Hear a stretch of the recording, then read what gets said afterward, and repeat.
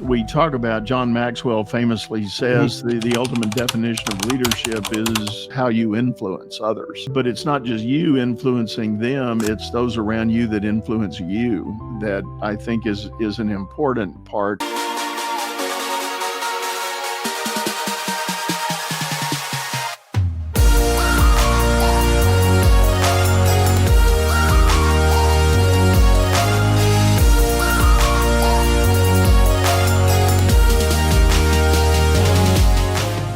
Welcome to another edition of Living Boldly with Purpose, and I'm Dr. B. I'm your host.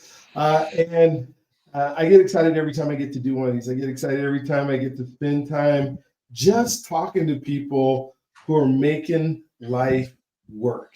Not only making life work for themselves, but they're making life work for others. Today, I always get to talk to the guest a little bit. We call it the green room. I don't know why it's called the green. I guess they actually paint rooms green. With actors are doing stuff, like, why that room needs to be painted green?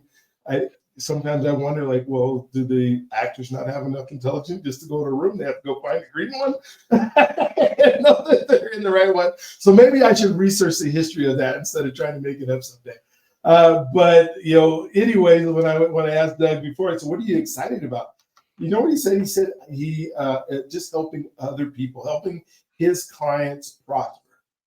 And to me, then I asked him the next question, because it's one that I believe wholeheartedly, 100%, is I don't think you can live in purpose if you're not serving others. As many guests, I've had one guest so far, Doug, that has said that he wants to be the most selfish person in the world, and he doesn't need to serve others because others will serve him. He was named somebody the king, and that's what he named himself. I don't think his mama named him the king, or he was part of a royal family of any country on our planet. But it was just real interesting that he kind of talked about how women are here to serve him. And I don't know. I mean, I guess he's successful financially right now. I don't know how long that lasts. I don't see how you go. Well, and what I don't really see is the fulfillment of it either. Because, success to me is not just the amount of money you have in the bank account. It's how you have helped others along their journey, helped others along their pathway. And then that fulfillment that we get, that I think God gave us, that we get when we get to help others. That joy that we get when we look in somebody's eyes that we help. It's one thing for me to go do it.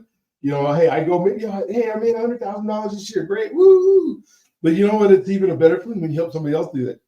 People get the same thing, or $1 million, or whatever it is, or you help somebody along their journey become a better person. A lot of what I try to do is help people become the person they need to be in order to do what God put them on this earth. And there's, I was at some kind of training this not too long ago. They were talking about all the things that we need to do during the day to hit our goals and to hit everything. I'm like, well, when do you get to become the person that can do all that? When do you get to work on yourself and all that kind of stuff? And so just cool that you had said that. And so today I've asked them to actually just tell us his story. I get so much more out of it and say, when we do the bio thing, tell them who you are. And they always, not always, but most people, because they want to be respectful of time and all that kind of stuff, they want to say, this is what I do. And they tell us what they do for a living, which is appropriate. I think it's our appropriate response. But I'd rather spend the time finding out who you are instead of what you do. And that comes through your story.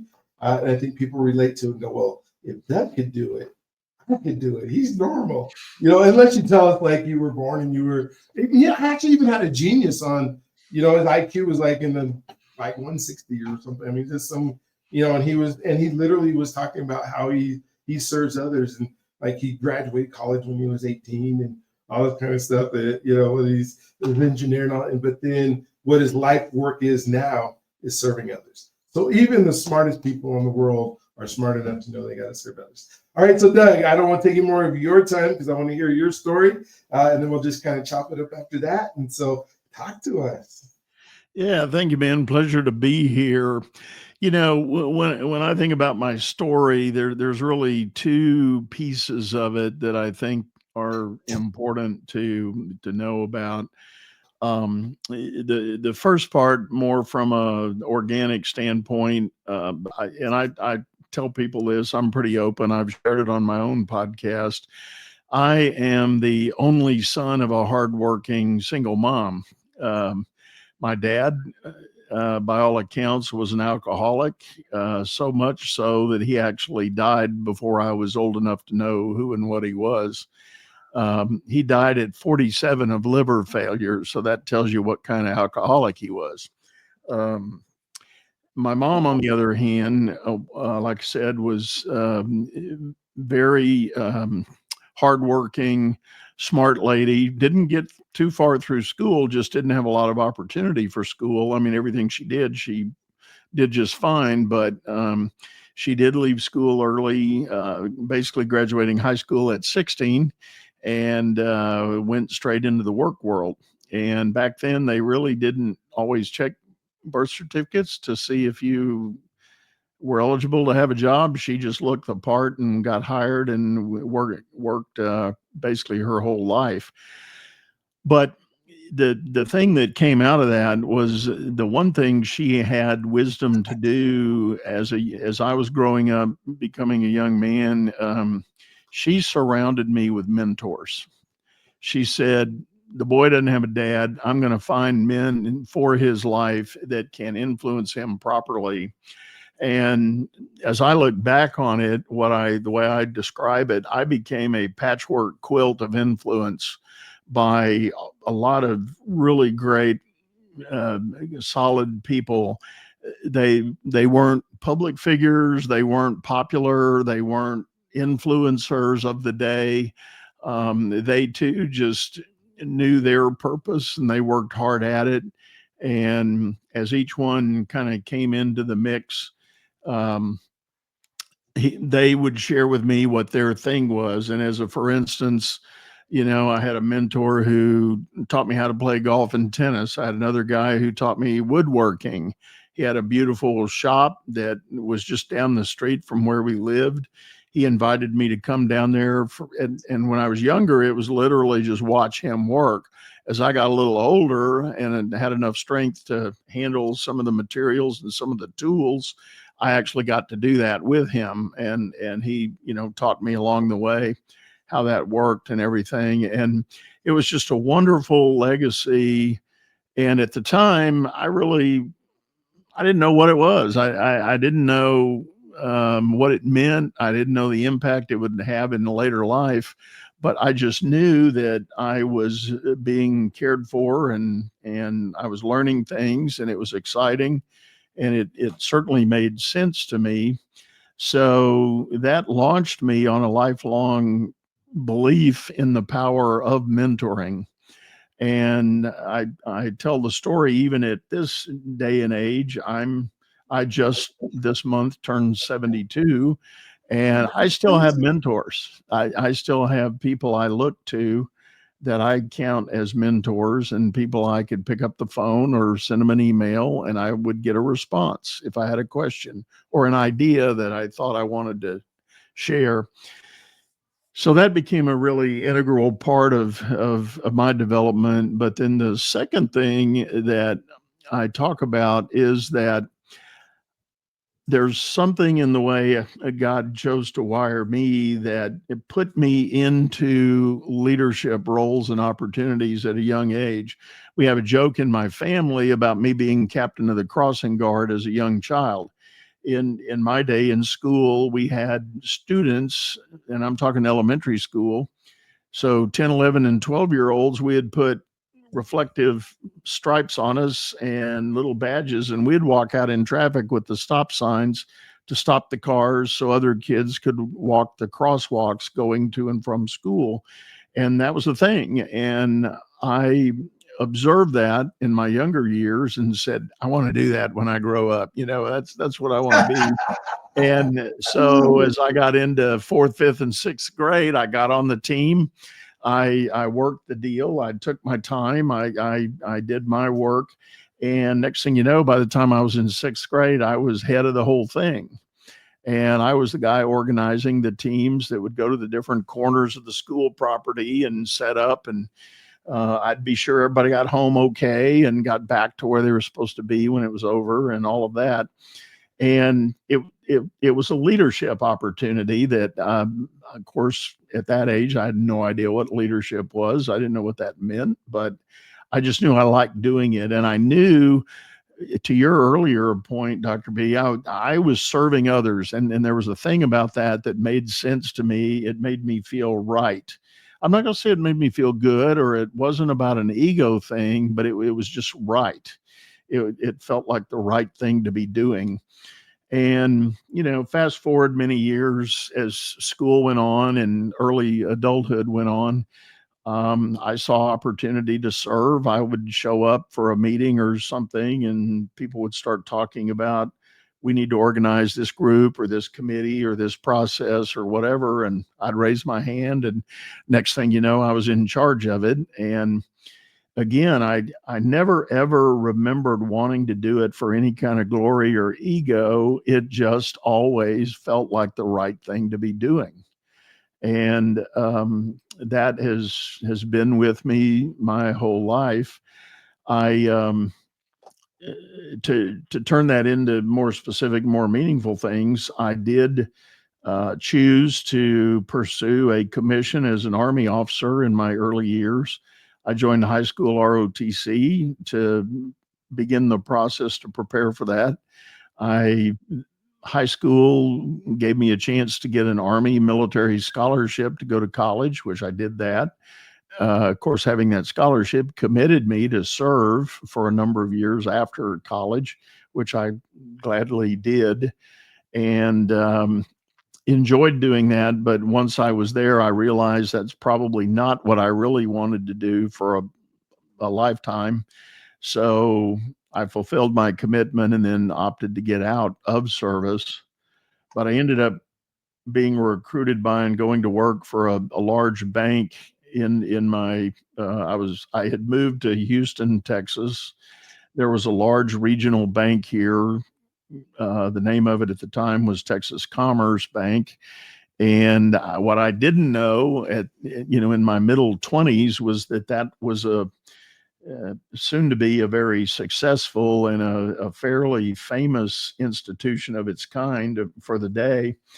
I went to work there, and I just thought, heck, this must be the way all banks work. So this is cool. This is fun. I'm enjoying it. I love the team I was with, the people I got to meet. I was inspired, and I also respected everybody that was above me in the organization. And that turned into a 20-year career in banking. I went through two mergers. We ultimately became the Chase Bank of Texas. So anybody listening that's driven through Texas and seen a Chase Bank branch or Chase logo somewhere, that's my old bank, or it came from there in the Texas region. That's us. And I left banking after those 20 years, took what I guess was officially an early retirement, and became a consultant. But the thing I discovered quickly in consulting, clients were asking me for help, not so much the technical side of the work that needed to be done, but they were asking about management and leadership questions. And I would get this finger in the face, hey, come here, shut the door, I need to talk. And they would ask me questions, and I would say, well, do you want an honest answer? Do you want feedback? And they'd go, yeah, that's why I'm asking you. So there we'd go. We'd get into the deep dive discussion about whatever it was they were worried about. And when I finally got tired of traveling with consulting, and I did that for a number of years, and I did get tired of the travel that was associated with that, I started contemplating what an alternate career would look like. And that's where I came into coaching and executive coaching, and still carrying some level of business advisory work. So today, I do leadership development coaching. I do help entrepreneurs or people who want to be entrepreneurs by going out and buying businesses that already exist. I help them with the process to identify, secure, buy, and take ownership of those businesses. So That's it in a nutshell. But again, so yeah, when we were in the green room, and I do know an answer to your green room question, we can Oh, talk about good. it. But Okay. when we were in the green room, I said, you asked me how was today, and I said, well, I loved it, and it was exciting to watch my clients be prosperous. I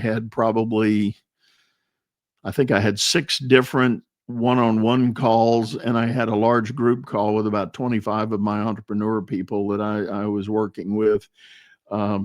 We have a weekly group call we do, and watching them learn the process and discover opportunities, and in fact go forward taking ownership of already existing successful businesses is just a really neat and fulfilling opportunity. Oh my gosh, what a great thing to be able to do. And I so appreciate you telling your story. When I think about identity, and you started out your story, having your mom work so hard.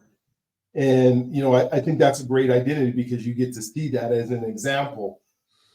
And then, her purposely, intentionally finding people where she knew there was a gap that she couldn't do. And she made sure that that gap was filled, which is Absolutely. huge.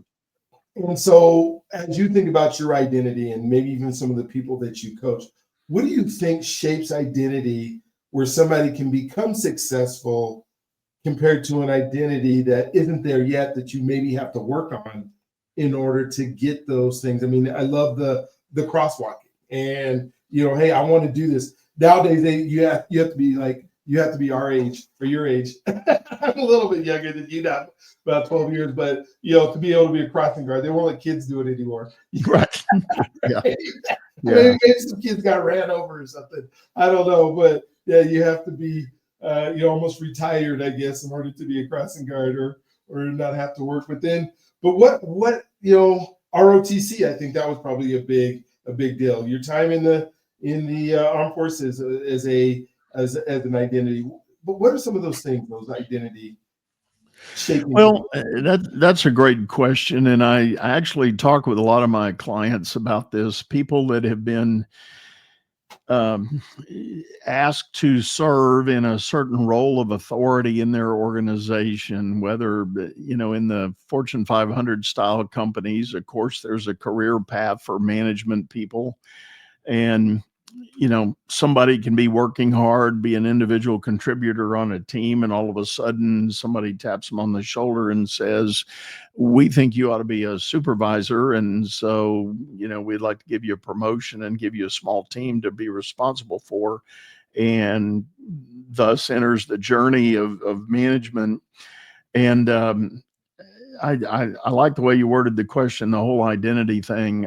I think identity is an interesting question.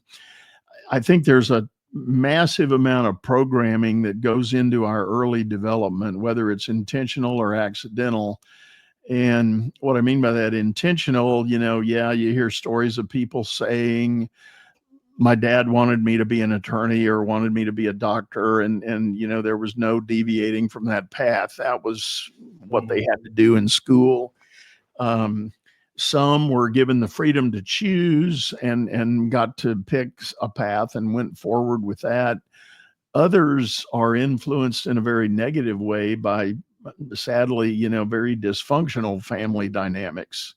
Maybe the dad that lived beyond 47 but was a raging alcoholic and impacted everybody under the roof. Certainly all those stories are out there, and all manner of everything else in between. Those experiences often program us into a certain identity that we mostly have a choice to accept or reject. Mm. Yeah. And this is where, I'm a coach, I'm not a therapist. So there's a fine line there that we have to honor and worry about. But, that's why a good therapist is sometimes necessary to help unlearn what you learned about your identity and your value as a person, and set you on a new course of changing that identity. As a coach, I still get to work with people's identity, but sometimes I run into and discover somebody has a very deep rooted programming that I can't help them unlock or open up. And I am not shy about suggesting people go find a good therapist to talk them through that thing, because it's going to be a hurdle that is going to hold them back from the potential they could really experience if they could come from a place with a much healthier identity and a much healthier sense of self, so that they can then start exploring opportunities and expansion. And I go back to my example of a lot of the people I work with now who have chosen after 10, 15, 20 years to leave a corporate job and become an entrepreneur. It takes guts. It takes guts, because when you're in the corporate grind, it is a grind, but you're going to get a paycheck every Friday or every 2 weeks or whatever the deal is. You're going to get that paycheck. You really don't have to sweat that. And so there's a whole different dynamic. But when you walk away from that, as my mother did, by the way, when I was in 5th grade, she quit her day job and started a business. Wow. So it takes guts, and it takes a lot of grit and determination. And I watched her sweating bullets, sometimes trying to get a deal put together and convince a customer to use her and then ultimately get paid for doing it. It's a bold path, but again, it comes back to the identity. And particularly if you're going to be an entrepreneur, you got to have a high degree of confidence in yourself. I can do this. I don't care what everybody else says. I know I can do this. Wow. What an example. Like, you're in 5th grade, she's a single mom. Did you have brothers and sisters as well? Or Oh, no. it's you. Okay, Okay. so that's why you did say you were only child. But to say, I know I have this mouth to feed, and I'm still gonna go for it, because you have that much belief in yourself. And I think that's part of the identity too, right? Is how much you believe in your ability to get something done. That identity has to be on that entrepreneur side. But when I think of the identity that of people that are around us, that we become, so much is wrapped up into, and I mean, correct me if I'm wrong, but the I guess that circle of friends, your tight circle of people that you listen to or hang out with, and all of us have that fine line of who we're going to hang out with, because we all, I bet you could go back to your high school and to your ROTC, and the kids that weren't with you, that were in other classes and other things, still your friends, but you chose not to hang out with them. And probably even at the bank, and as you moved up in management, do you teach people as you're doing your leadership stuff about those circles of people to be around, or you just kind Oh, of, yeah. okay? You raise a great point, and absolutely, by all means, it is that circle of influence that's around us. When we talk about classic leadership thought, leadership theory, we talk about, John Maxwell famously says, the ultimate definition of leadership is how you influence others. And but it's not just you influencing them, it's those around you that influence you, that I think is an important part. And part of that is the whole thing. If you're not taking in and having your own energy and intellect and experience to share with others and put out, if you're not taking in, you got nothing to give. So everybody I know that does what I do, we're all curious. We're voracious learners. We all have mountains of books. My video shot doesn't show it, but from this part down in my shelf back here is all full of books. I got 3 other bookcases around me here in this office. Constant reading, constant learning, constant exploring. And I have now claimed for my own the famous line from the great TV show Ted Lasso: "Be curious." I love it. What a great show. Yeah, this morning I was, I do my walk. I do a 3-mile walk every morning. This morning I was doing my walk, and I saw a John Maxwell quote as I was leaving. Like, if you are a leader and have no one following you, you're only taking a walk. That's And right. so today I kept looking behind me. I found myself like, oh, am I really a leader? Am I not? What do I need to do to step up my game? Obviously I wasn't expecting to lead people on a walk today, but just it was a great imagery of exactly what he said. And I started thinking about the people that are influencing me on a daily basis, and the books that I read. Like you said, you got a bookshelf. So those are all influencers who are influences the way that you did stuff. Now, I'm gonna pivot a little bit because you told us you're 72. You are still going after it. 6 calls today and helping people and moving people. It sounds like you've had a great career. Why do you keep going? Well, it's the quick answer is because I love what I'm getting to do, and the good Lord's blessed me. I've got really good health, all things considered, and certainly compared to my peer group and friends, it's like I worry about a lot of, and to be serious, I've already lost a few of my age group, and even younger. It's that season of life, but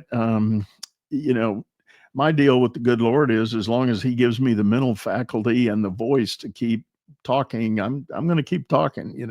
I'm going to be available to help people that want help, and I'm going to do what I can to promote meaningful learning and development of others. And I've told my wife I do not have the word retirement in my vocabulary. It's just not a thing that makes any feasible sense to me. Whatever, it'd be kind of like to the guy you were talking about earlier that said he was kind of selfish. I don't know what I would do if I had all the time in every day just to myself. And tell you a quick story. As we're recording this today, this is my first business day back. My wife and I and our best friends took a cruise last week. Oh, nice. But I did 6 calls during that cruise because clients were on a cadence and a rhythm of the development work we were doing, and I didn't want to interrupt that because I wanted to go float around on a boat for a week. And I didn't have to, because we certainly weren't pressed for our schedule. I mean, our every minute of every day on that boat was our time. We could choose to do what we wanted to do. And I said that, the technology is now good enough. I could do Zoom calls, video calls, just like this from deep in the middle of the Gulf of America, by the way, is where we were. And I made those calls. We had our time and everything worked great. I mean, and that's so neat. And I love how retirement is this thing that they teach us. Like, you go to school, get a good job, get a vacation, you got to work for 40 years, and then you can retire. And I think, I don't know if it made sense, in the 30s or 40s. I think it's a newer concept. I don't think people were trying to retire in the 1800s. I don't think people were trying in the 1910s. I think it's like this new concept that we're taught all the time. But as I look at all the people I know that are over 70, that are healthy, full of life, and just making things happen, aren't really retired. They might not be going to a job every single day, but they're doing something. Like, my dad's 86 and he's running track meets, and he's helping people and doing things. And I think we have this belief that somehow we're supposed to work and then do nothing. And I'm so glad that year. I mean, you think 6 hours over a whole week. I don't know how many hours are in a week, 800 hours in a week or whatever, 400 hours in a week. I guess I'll look it up in a second. My math isn't so good, but it's 6 hours out of that whole week is not a lot of time to talk to other No, people. no, it wasn't. Life though, right? I mean, how much sun can you get? It wasn't. And you know, my wife and our friends, you know, they had things they wanted to do during that trip. So, you know, we just talked about it, and we kind of synced up our schedules. And, you know, at these appointed times, we're going to kind of disperse, and I'm going to go do my thing. They're going to go do their thing. And then we're going to get back together at 4 o'clock or whatever it was to go to dinner, you know, and it was wonderful. Just absolutely amazing. And, you know, I think the whole retirement thing, I think it goes back to what I said earlier. It's about some idea that got programmed in our brains. I have a theory going back in the history of mankind, you know, to your point, there was a point in time, I don't think anybody retired. You worked until you basically fell over in the field, you know, and that was it. Um, if, you know, once your health gave out, of course, you know, talking about the right season, or I should say century, you know, mortality, people were dead before they made it to 50. So, you know, that's certainly times have changed. They've gotten easier, but our bodies and our minds uh, aren't made to be soft. You know, we're supposed to be using them. We're supposed to be engaging. We're supposed to keep it in gear and work through. And that's why, you know, I think things stay clear, your thought stays clear, and your spirit can be motivated and excited about what you're doing if you find that thing to do. I mentioned my older mentor friends. I've got one, he will turn 100 this year, and he started a whole new career at age 65. Wow. He was aged out of the job he had, Uh-huh. and at 65 he said, I'm not done yet. I mean, you know, I'm not. And he opened an insurance business, and for 25 years he was selling insurance. I mean, you know, I met him when he was about 88, and he was just as active. He was selling long-term health care and, you know, personal life and whole life and all those things that you want to get. And I mean, he was just click, click, click. And he was going to lunch meetings and having breakfast with people and doing his whole thing. And, you know, he has outlived 2 wives, and I think all his children are still alive, as I remember. But, you know, his children are my age, you know. So. Yeah. I bet, of course. Oh my gosh. Oh my, yeah. You just think about that whole thing, and people are living longer now. I mean, I think, like, you know, Noah didn't start building a boat till he's 480. So we aren't in those days. Yeah. Yeah. You're doing that, but you know, as people say, well, I'm going to retire at 65, then I'm going to get onto Social Security, and then I'm going to try to live out my existence for 30 or 40 years. And to me, if you did, even if you only had, you know, your pensions aren't like around anymore, but the ones that were, and people live and the pension runs out when they turn 80, then I think, what a miserable life to try to live on, you know, $1,000 or $2,000 a month and watch TV every day and not really be active. It just seems like I don't want to live like that. I don't. I No, want to keep no, going. I want my mind to be no, fresh. I So, don't so either. what do you do to stay healthy, though? I mean, because there are a lot of, like you said, friends and stuff that aren't in great health and didn't take care of their bodies and that kind of stuff. Are there, I mean, are you have a special diet that's way different than it was, or what kind of things are you doing to be healthy? Yeah, I've made adjustments as I've gone on.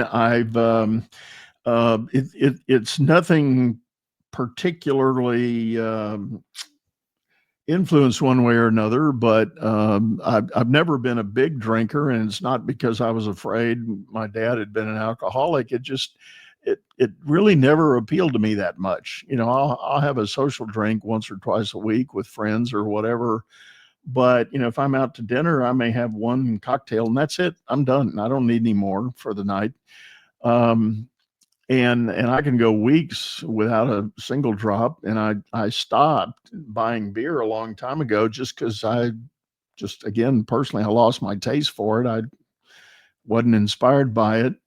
I did have a doctor. I had a minor episode of some intestinal challenges a couple of years ago, and we had a talk, and he asked me how committed I was to red meat. Well, I'm from Texas. We eat steak, and that was a hard one, but I said, you know what?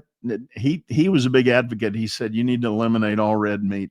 And I said, ugh, that's tough. That's really, yeah. But that was, let's see, this year is the start of the 6th year.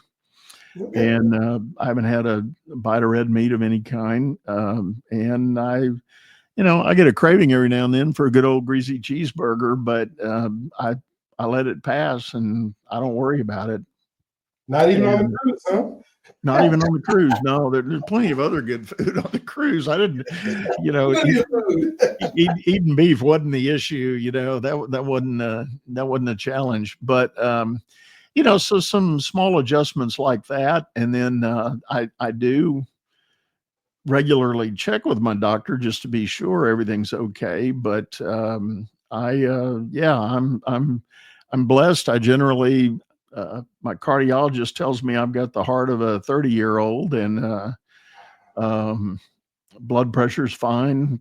I do take a little bit of med to mitigate it, keep it from creeping away, but it was never a threat.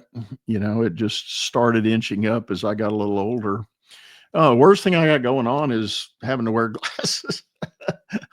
I have every prescription in the book in these lenses here. So. I finally broke down and went and got the LASIK because I can see perfectly, and then I turned 52 and like, oh no, I can't see nothing. So I'll probably have to redo it again. But yeah, the eyesight is crazy. Well, just getting old is just different. So I've worn glasses my whole life. I had bad eyesight when I was born, and had to have it corrected as a young kid, and worn them ever since. And tried contacts for a while, didn't like them, gave me too much trouble, and so.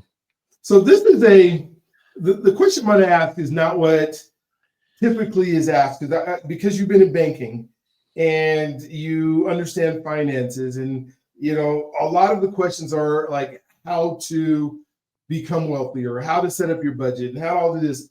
But I guess what I would love to hear are like maybe 4 or 5 money mistakes that a lot of people make that reset them back where it's harder to catch up, and maybe things to avoid because we can talk about all the different ways to invest, and hey, if you put your money under your mattress, you're just at the diminishing return because money's not worth as much as it was before.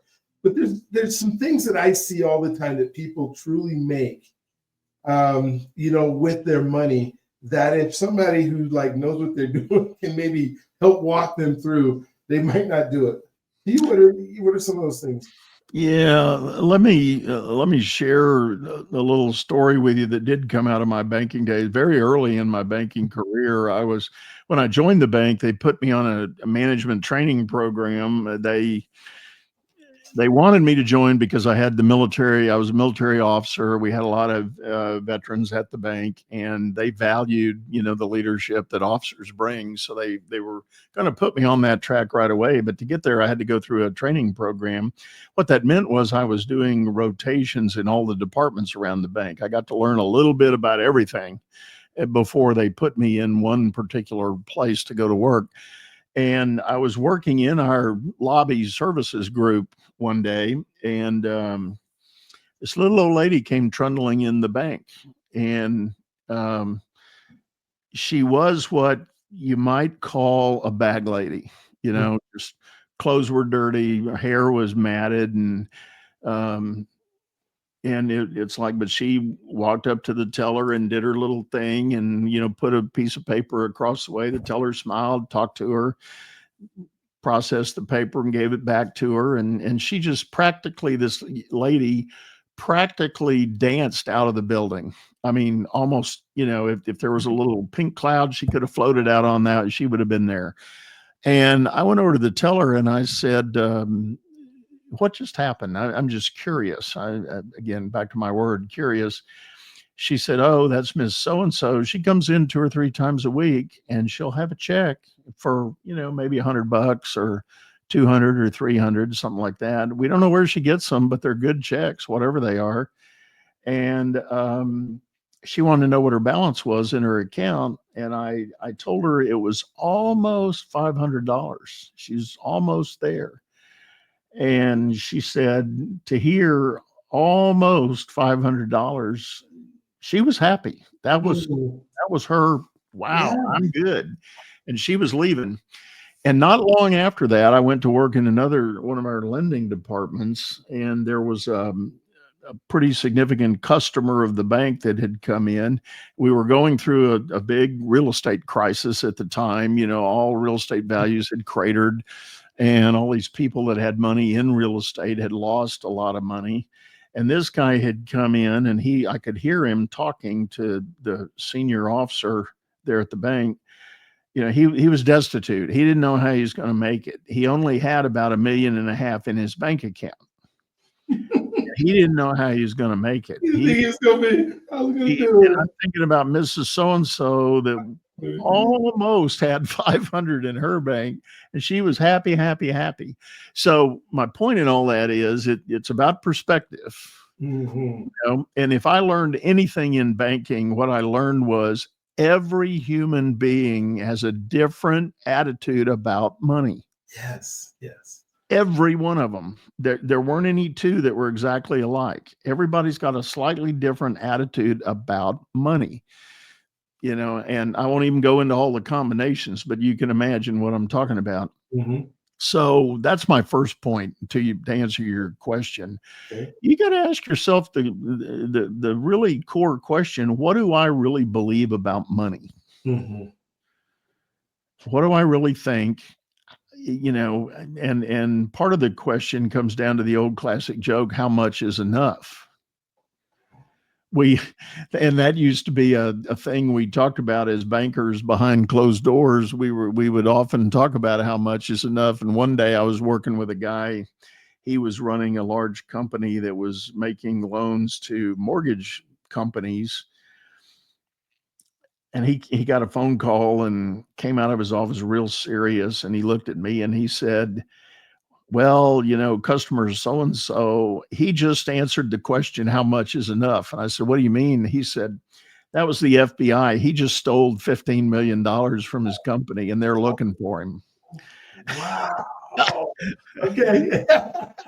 And, take that story a little bit further. You think about it, so, and what we as bankers used to talk about, how much is enough that you would risk everything to take something? Mhm. If you did want to embezzle or steal or take something, how much would you have to take to make it worthwhile? Make it worthwhile. Make Yeah. it worthwhile, make it worth the risk. And of course, for us, the answer, we all maybe were a bunch of Boy Scouts, but we never could answer that question. It was like, I can't think of an amount that would be worth it all, that kind of thing. But Well, I got a quote a few months ago that I think maybe you can even answer to as you're talking about enough, because it really hit home to me about what you're talking about. And the quote is, enough is not an amount, it's a relationship with what you have right now. yeah, I never thought about it that way, but I would have to agree. You can never have enough, right? I mean, if it's an amount, Yeah. you always want more. Yeah. So then the other thing I would tell you, to get back to your question, what do people do and don't do? I think the other thing I've watched a lot, I think people live in this spectrum of high or low, hot or cold, all in, all out, and not a lot of middle ground Okay. in relation to money. And what I mean by that, so a lot of the great gurus that are out there talking about personal wealth and financial freedom and all that sort of thing, you read some of the programs and they're very prescriptive. You got to do this, and this in your budget, and you better not dot, dot, dot, and you better, and all this. And for me personally, that just blows my mind. Do I want to plan? Yes. Do I want to live within my means, yes. But every once in a while, do I want to splurge and do something wild and crazy? Yeah, I do. And, I think you can do that. And what do they tell us in the weight loss gains? Everything in moderation is Mhm. okay, and I think that's it. I think it's that idea of anything in moderation, I think is fine. But it's when we get excessive in what we choose to do. I mean, I was joking about going on a cruise last week. We did. That's excessive for a lot of people. Yes, I understand that. I admit that. Am I going to go on a cruise every week for the rest of this year? No, I'm not going to do that. It was special. It was a moment my wife and I had planned with our friends, and we've already agreed we're probably going to do it again with those same friends a year from now. Operative word, a year from now we may do it again, but it all fits, and it can be part of the plan. Yeah, and I think we all have the things that we want to spend money on, and we should be able to. And but the I guess it's I don't know if it's a sacrifice, but it's like you said, living within our means, which is I think that's a hard question to answer is within our means because when you talk to an accountant, it's like, well, there's amount of money that you make, and then you spend less than what you make. That's within your means. I mean, that's the definition of it, right? But our society doesn't teach us that. Our society doesn't teach Right. us that what our means is. Our society teaches us up to what our credit limit is, or to our comfortability with how much our risk tolerance is, and all those other factors that go in. And I like how you just made it super simple. Well, and the ultimate, I believe, challenge and why people get into financial trouble, it does get back to the first discussion we were having about identity. It's whatever that sense of identity is that you're carrying. If you need to supplement that identity with possessions or clothes or style, and nowadays, goodness, it's so easy for people to go out and have plastic surgery done, get reconfigured, a whole new face. Really? I'm sorry. I mean, I know there are folks that, from a medical standpoint need some help, and God love them, when they can get it and it all works, that's wonderful. But just to arbitrarily spend $20,000 on some part of your body, I'm sorry that, Yeah. what are you trying to fix? What are you really trying to What are fix? you really trying to fix? Because it's not your outward appearance, most likely. It's my gosh, yeah. There's just so many things that, in waste, or we try to compete. I think that's a biggest. We say we don't, but in so many instances, we're trying to compete with the other people, and I think it's even harder with social media stuff because we don't see their real lives. We see what they want to show us. We see what is doctored up or not doctored up, and that just makes it really tough. Well, I'm going to share a story. I haven't talked Mhm. publicly about this. It is something that happened on the cruise. As we were out, I think it was the very first night we were out. We had dinner and we went to the large kind of assembly area where they had a live band playing and there was room to dance and all that. A couple got out on the dance floor, and the lady, you know, God bless her, she had something, I don't know if it was a birth defect or what, but her face was horribly deformed. Mhm. It was just really, I won't even go into all the details. It just wasn't a normal face. And her husband seemed like a normal guy. He didn't have anything obviously going on. But the two of them out on the dance floor, they were the happiest human beings you would ever hope to meet. Yeah. They just bubbled happiness and joy and contentment and excitement and expression. And you couldn't help but, for the next couple of days on the ship that we were on there, you'd bump into them. I mean, it's close quarters, everybody sees each other multiple times.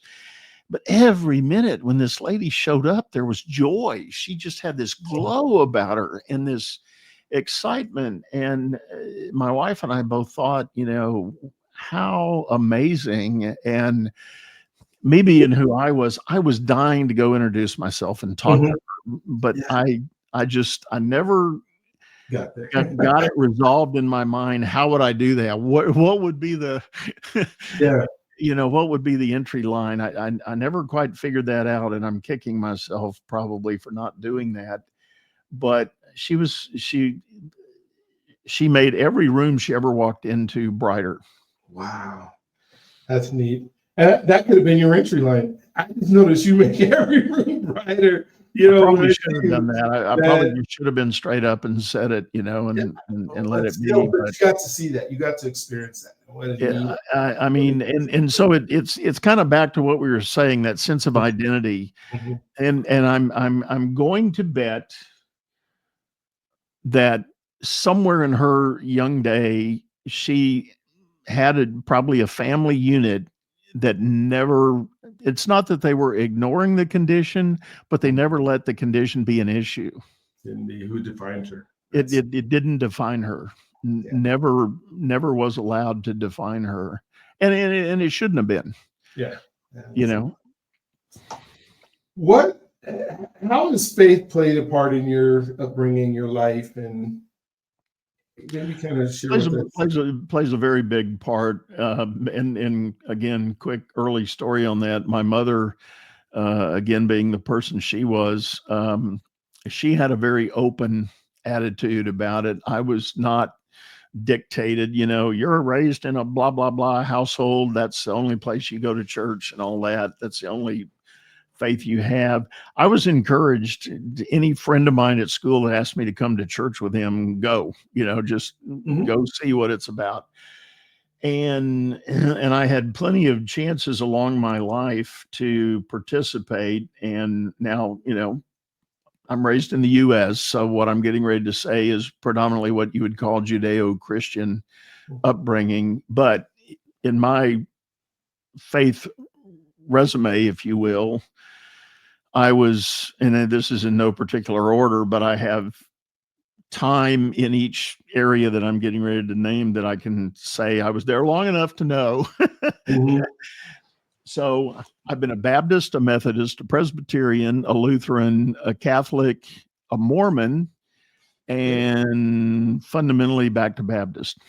Okay. Love it. But at this point, I don't claim any of those. Yes. I simply say I am a believer. Amen. Yeah, that's cool.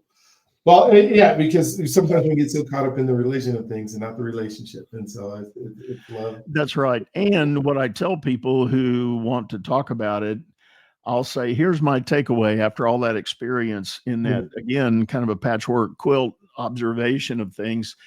Every one of those mainstream faiths, if you want to call them that, have something right that is very amazing and very good. But every one of them has something that, Yeah. no, I don't think that's what the book tells us. Yeah, and I don't see that in there. I don't see that in there. I haven't found that. Which chapter is that in? I don't see that. Yeah. And so it's interesting to me, and I don't know, my own quirky way of looking at the world. I firmly believe when we do get to heaven, we're going to stand in front of God Almighty, and he's probably just going to be shaking his head going, wow. Yeah. Yeah. Well, yeah, I mean, I was watching an episode of The Chosen last week, and and I guess it was the Pharisee or the Sadducees, whatever, was talking to Jesus, and Martha had taken off her hat while she was washing Jesus's feet, and Jesus said, "Nowhere in the Torah does it say that she has to wear her something on her head." And it just brings home what you said. There's so much right and wonderful and great, and it helps us create that relationship. But there's just so much that man is made up in order to be part of it, Yeah. which is just so incredible. So thank you for sharing that. What didn't I talk about? I get to be selfish and I ask you all these questions, and I get to grow and learn. But I'm sure there's things you want our audience to hear and listen to, and things you're doing, and how to get a hold of you, and all that kind of stuff. Maybe you can just share with us what that's all about. Yeah, thank you. And again, this has been a real joy to sit with you and visit and share. A couple of things I've got going on. I do have my own podcast. It's called Leadership Powered by Common Sense. I would encourage people to hop over there. We're coming up on our 400th episode, so we've been doing it a while and really enjoy. I've got some great guests that join me. We try to publish shows twice a week, so we've got a pretty aggressive production schedule. And there is a YouTube channel by the same name where we've got video versions of the show there, Leadership Powered by Common Sense. The best way to get a hold of me directly, I have a website under my name, DougThorpe.com. That's THORPE.com. I've got information there about my coaching and advisory programs. Also links to the podcast and other business offerings that I've got. But if you just simply want to schedule a time to tell me your story and let me know how I or my team might be able to help you, I'm happy to take that call and sit with you a little bit. So I'd invite people to join me over there. Cool. Well, thank you. And thank you for, taking the time to be on the show and sharing with us and with all the busy things you got going on and to just literally just sit down and talk about who you are. And so I appreciate that. If this has been a great episode, somebody who needs to hear it, go ahead and share it with them. All they can say is not listen to it, right? But if it's something, sometimes we get so scared to share. Well, they might think something about me if I share an episode with them. But if it impacted you or it could impact them, please go ahead and share it and subscribe and do all the YouTube things that we do. And we will see you on the next one. My thought is don't forget that you're God's greatest gift. He loves you if you allow him to. And I can't wait to talk to you guys on the next one. Doug, again, thank you for being part of today. And I will let you go. And you guys have a wonderful day.